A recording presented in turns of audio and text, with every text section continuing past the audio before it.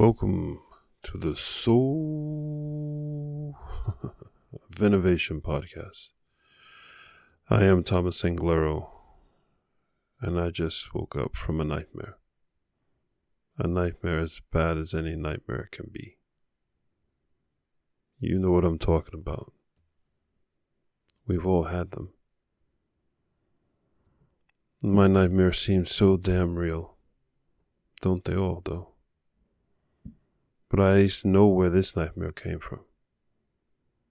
And I want to share with you where it came from, so that maybe we both learn how to deal with these things. Because what nightmares is unprocessed emotions, unprocessed events that have happened in our lives that come out in our dreams when our defenses are down.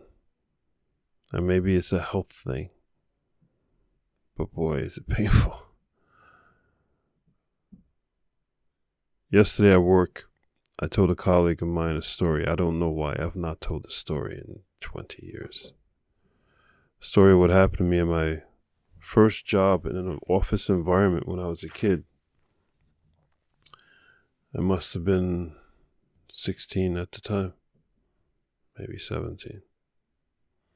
Anyway, it was with Mutual of New York Insurance Company, based in Midtown Manhattan, probably around 48th Street on Broadway. They're no longer there, though the building's still there. And it's no longer Mutual in New York. Anyway, this was my first job that was inside of a corporate building and that I had to put on nice clothes because I would be working in the office. And I was so excited. I'm working in the office. I'm an office man, right? As a kid, this first real job. I go to the office my first day, so proud, meet everybody.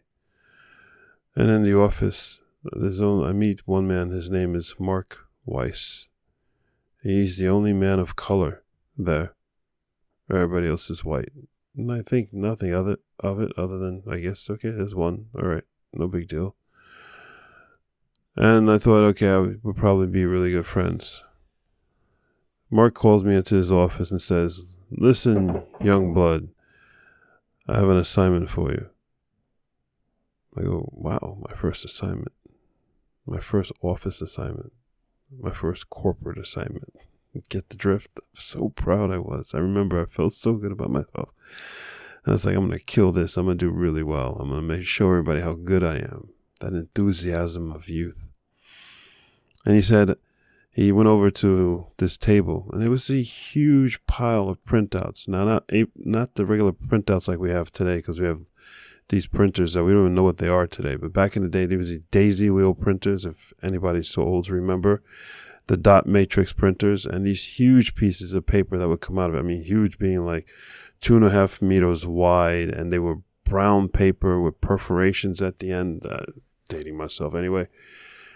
He had a stack, and it was about 750 pages of 2.5 feet wide paper. So the stack must have been about a foot high, for you people who are metric, about 30 centimeters high. And he said, make copies of this entire stack. I picked up that stack. It was heavy. And he says, don't come back until you're done. I said, yes, sir. Got this. I went to the copy room. The copy room was in the center of the building. There was no windows. It was inside of a closet. And inside the closet was another door. And that was a copier. And I stood inside that room within a room where all there was a copier, and that smell of ink and ozone, because those printers back in those days were not environmentally friendly or nice to be around. I stood in that little room, standing up, making copies all day long for 8 days in a row. Didn't talk to anyone, didn't see anyone. I would only leave the room to go to the bathroom or go to have lunch. And I didn't have lunch with anyone because I didn't meet with anyone. I would just come to work, go straight to the copy room, and continue copying. That was my first 8 days of my first job. When I was all done, went back to his office, brought back said, Mark, do you have a moment? Yes. So I brought back the originals, laid it on his table, went back to the copy room, brought back the huge set of copies, laid that on the table next to the originals and said, I'm done, Mark. And I stood there with my chest out, proud. I was almost like a soldier. He walked over to the table, looked at the 2 sets of copies, turned around, looked at me, standing there with my smile of pride.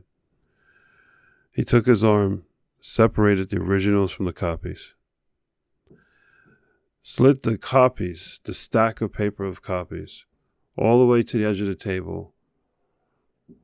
And then at the other side of the table was a garbage can. And he slid all the copies and just let them slide off the table into the garbage can. He then turned around and looked at me. And I was like, what is going on? Why would he do that? But I don't understand. And he said to me, you're going to have to learn to pay your dues, boy. Now, I'm a person of color. The only other person of color is this gentleman, Mark. And this is the first lesson he gives me in corporate life. You're going to have to pay your dues, boy. I told that story yesterday at work. I haven't thought about that in decades, years. And that thing unleashed within me, telling that story unleashed within me pain, anger, frustration, reflection on a life of just why do people behave and do such horrible things? Have you, in your life, had someone do something to you that just reverberates throughout your life? That ripple of emotional trauma continues to ripple from then till now. The reason I bring this up is that when I woke up, I realized I had to make a choice. Am I going to do the same damn thing to someone else? Because I'm pissed off and angry?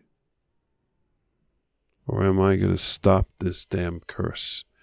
I'm going to stop producing horrible people who are traumatized for the rest of their lives. I'm going to stop traumatizing young kids who are in their very first job and their very first day of work. Someone puts into their mind, into their hearts, into their soul, into their DNA, something so disrespectful that they didn't deserve. And then they hold on to that, and that thing goes on, and they give it to the next one, they give it to the next one. I choose to stop. I choose love. I choose to respect and take care of people. I choose to look at someone and say, I love you even though I don't know you. I'm going to take care of you if it's your first day of your job. And you know what? Everyone else in that office did. There was this old woman. She was about 69 years old. She was few weeks away from retiring. And during that summer that I worked there, she treated me with the greatest respect ever. She was one of the few people who actually had an office. Everybody else worked in these cubicle spaces. And then during the summer, as I was walking there, she would tell her assistant or secretary, bring Thomas in here. Her office had glass windows, and she was able to look through the window and see what was even going on. And she would see what was happening to me out there. And she would ask me to come in. And I would come into her, and I go, I forgot her name. Well, I'm so disrespectful, I can't remember her name. I think it was like Beth or something. And I go, hi, Beth, how can I help you? She goes, Thomas, sit down. And I would sit there. And it wasn't like, Thomas, sit down and yell at you. It was like, Thomas, sit down, we need to talk. And I would sit there and I go, yeah, Beth, what's going on? She goes, Thomas, did this just happen to you? I saw it through the window. I go, yes, it did. And what did that person say? And I explained. And she said, do you know what the implications of that meant? Do you know what that person was really saying? And I said, well, yeah, they said blah, blah, blah. She goes, no. And she would give me the other way of seeing, of interpreting the situation. She taught me that there were many, people have hidden agendas. People do things to be very sneaky. She woke me up, but she did it in the most caring, loving way, as if like a grandmother would do, who would give words of wisdom to someone they love. All this woman had to do really was ask me to sit on her lap, which was not appropriate for an office place, but she had my heart sitting on her, with her heart side by side, hugging me. And throughout that summer, that woman raised me. She nurtured my mind. She nurtured my heart. She nurtured my feelings. She took care of me. And I grew up as a man, and I started seeing the world fuller. And I started understanding that people are very complex, and we do things for the strangest reasons. By the end of that summer, at my very last day that summer, excuse me, they threw a huge office party for me. The only person that didn't attend it and stood in his cubicle was Mark Weiss. I learned a lot. But what we do in this moment today lives on for infamy. Taken from one of my favorite movies, that line. What choices, what actions you decide to do against other people lives on forever, because that action reverberates in that person, and that person then reverberates it and gives it to someone else, and it goes on and perpetuates forever and ever. Your choice you must make. The choices you make right now, the things that come out of your mouth, the glances you give people, the intent that you have when you do or say something to someone reverberates forever. What choice do you make? What feelings you have behind it? That is your call. I choose love. And I want you to choose love. This is coming from a young child. This is not Thomas of today who's talking. This is the Thomas of 17 years old who's telling you now, years later, that those words that you use when you were upset that day, those words that you use when you wanted to feel more powerful and your ego got to you, those words that you use because you just knew you could shit on somebody, you destroyed a young boy and his dreams and hopes, and you gave him nightmares that he doesn't deserve. Choose wisely the actions, the words, the intent that you have when you speak to other people. Go forth and spread beauty and light. Love everyone. Understand that you have such tremendous power on the outcome of not just people, but the whole entire planet. Your words, your actions, your thoughts live on forever. Choose them wisely. I'm Thomas Anglero, 17 years old right now, asking all of you to not hurt my feelings. I love you. Until next time. Thank you for listening to that episode. If you want to contact me, you can contact me on my website at anglero.com, and you can also subscribe to the newsletter, or you can find me anywhere on social media with Facebook, YouTube, Instagram, and Twitter. Thank you so much, and I hope to hear from you very soon.